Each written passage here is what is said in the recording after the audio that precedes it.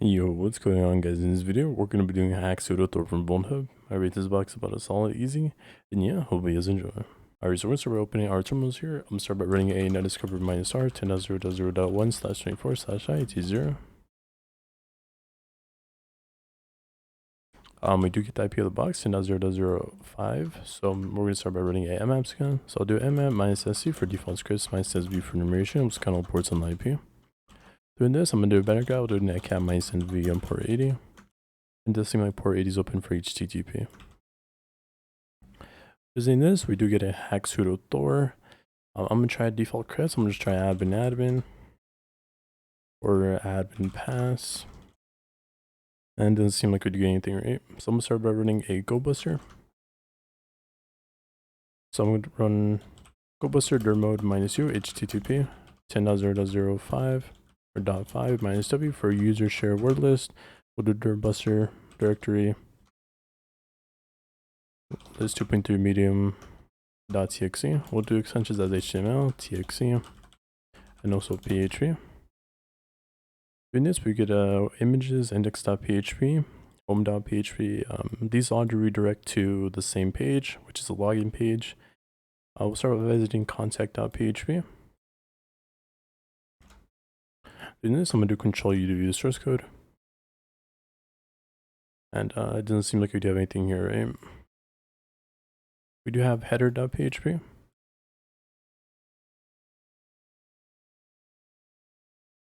And doesn't seem like we do have anything there. I'm going to try news.php.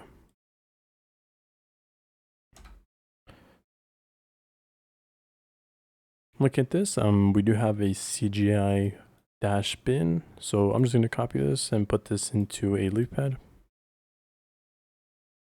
So I'll just put this in my text editor and we can just copy that and leave it there, right? Here we do have a connect.php. So let's try to visit our /connect.php. Pick off the view source and it doesn't seem like we do get anything, right? I'm going to control U to view source code. And it doesn't seem like there's anything, right? Let's try transactions.php. And anytime there's a redirect to, like in this case, you do see that transaction.php is redirected to the home page. I like saying this within burp. So I'm going to go to burp sweep and intercept the request. So I'm going to close, we'll start a burp.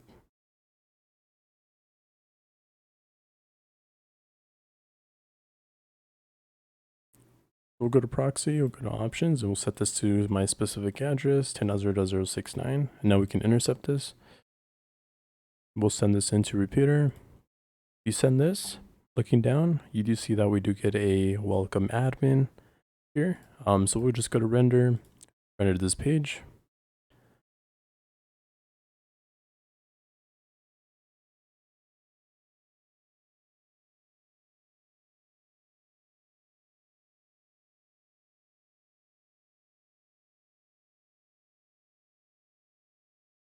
And if you do render this page, you do see that we do get logged in as admin, right? We do have home. We can add customers, manage customers, customer grievances. And we can also post news, right? Same thing here. If you do go to customer_profile, you do see that we actually logged in as a user. In this case, we just want to intercept transactions.php because it's going to let us to manage the users, right? I'll actually just turn my proxy on, go to proxy, press it on this. We'll send this to repeater. You send this. You do see that we just get logged in as user. It's not the same page as admin, right? Which is transactions, transfer funds, ATM simulator, and submit grievance, right? In this case, we want to go under admin, so we send this. We are just under admin user, right? So we go to raw data. Looking down here, you do see that we do have /admin home_page.php.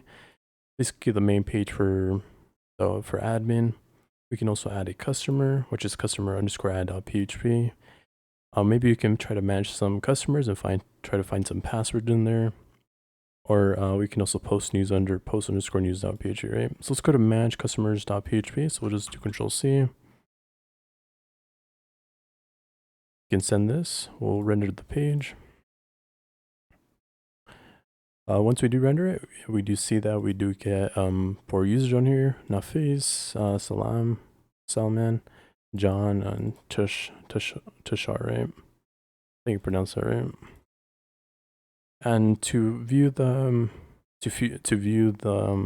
each user, these are identified by IDs, right? If you go to cus_ID is equal to 1, 1 is going to be most likely going to be the first user for Zafis, and 2 is for the ID for 2, 3, and 4, and so on, right? In this case, we only have 4 users, so right now we actually want to edit the customer, so we'll just copy this, insert this into here. Right now it's equal to 1, so it's going to go to the first user. If we render this, you do see that we do get the first name, last name. We also get the 4-digit PIN. We also get his username and password, right, to log in. So what I'm going to do is just go, we'll go to raw data. I'm just going to collect all the passwords from the users and create a password.txt and create a user.txt so we can brute force and see if we can get a login successful using SSH, right? So I'm going to split my terminals. We'll be into passwords.txt. I'm going to go into interactive mode and we'll just start by copying the passwords first. So in this password, his password is knifeys123. So I'm just copy that into there. Now we actually want to go to the second user, which is 2. We send this. We do know his password is salam123, so we can just copy that. We'll go to the third user, send this, and just go to password. We do get a password as to shar123. And for the last user, we can go to 4, send this, and we do get a password as snow123, right? So I'm just gonna copy this, put that in there, and now we do have our passwords.txt. For the users, we'll just vi into users.txt, and we can just copy the same thing for users, right? We'll go back to 1. I'm just going to go to user. Let's see. So for the username, we do have Zaki94. We'll paste that in there.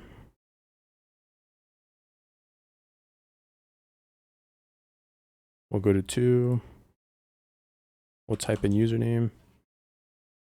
We do have a username as Salman.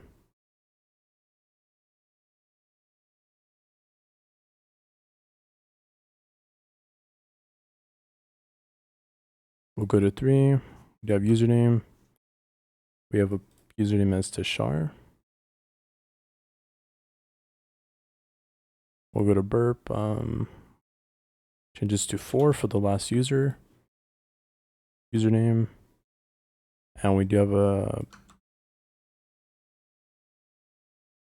user as John, right? So we'll right click this. Now we do have our users. We do our passwords.txt and also our users.txt. So I'm gonna actually just run crackmap_exec. The reason I'm using crackmap_exec is because we have these are small word lists. I'm not using rocku.txt to brute force. So I'm gonna just do SSH for the protocol 10.0.0.5. We'll do -u for users.txt. We'll do -p for passwords.txt. And we can just let this run and see if we do get a log successful, right? Doing this, looking back over here, we did have a cgi.bin or -bin. So I'm just gonna copy this and see if we can find an exploit, right? So I'm just gonna cgi-bin exploit. So I'm just gonna search up shell shock since this is vulnerable to shell shock. I'm just gonna search up GitHub.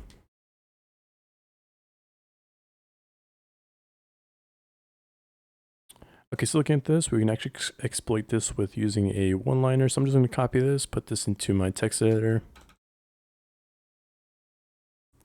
We'll just edit this. So for the localhost, we do know that IP was 10.0.0.5.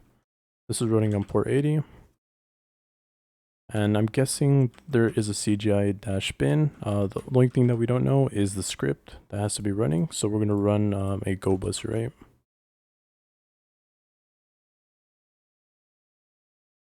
So usually when there's a CGI bin, I like using dirtbuster. I think we can use like common.txt. We'll specify the extensions as py.sh or like .txt php, just for like scripts that can run. Maybe take off txt. We can press enter on this. Look at this. It does seem like we do have a CGI-bin. So I'm going to run a scan over this directory. Press this again. And we actually want to filter out the, so it shows us all the status codes. So we'll do -s and we'll add a 500. And you do see that we do get a shell.sh, right? Look at the shell.sh. We'll see if this is actually valid on the server.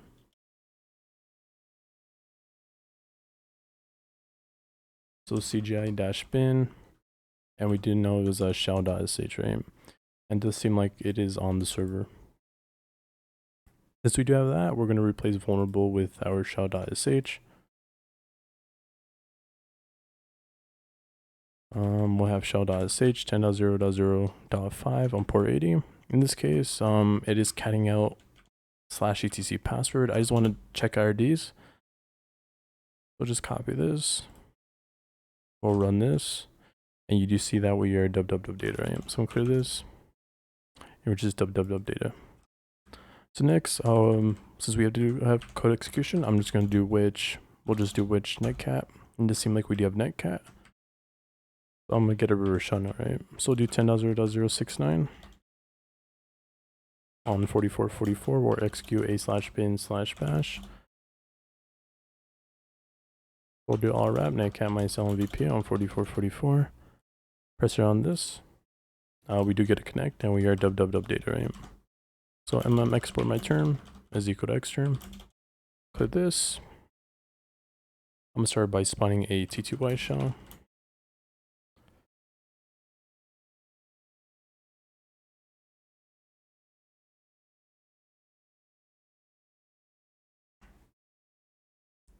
I'm gonna spawn a bin/bash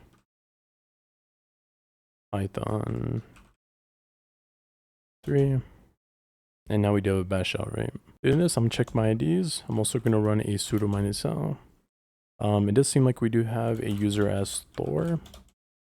It doesn't seem like we did get along successful because none of those users did exist since we only have Thor under there. So I'm gonna see if I can run those passwords that do exist for Thor.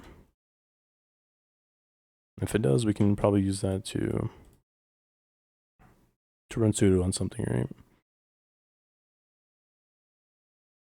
So I'm gonna do sudo -l. It does seem like this is running a hammer.sh. So I'm gonna do sudo -u. We'll run this as Thor.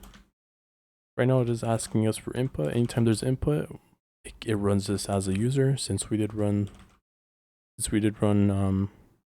sudo as Thor, right? So we'll just run a bin/bash. We do ID. Now we are under Thor, right? We'll just spawn a T2Y shell again.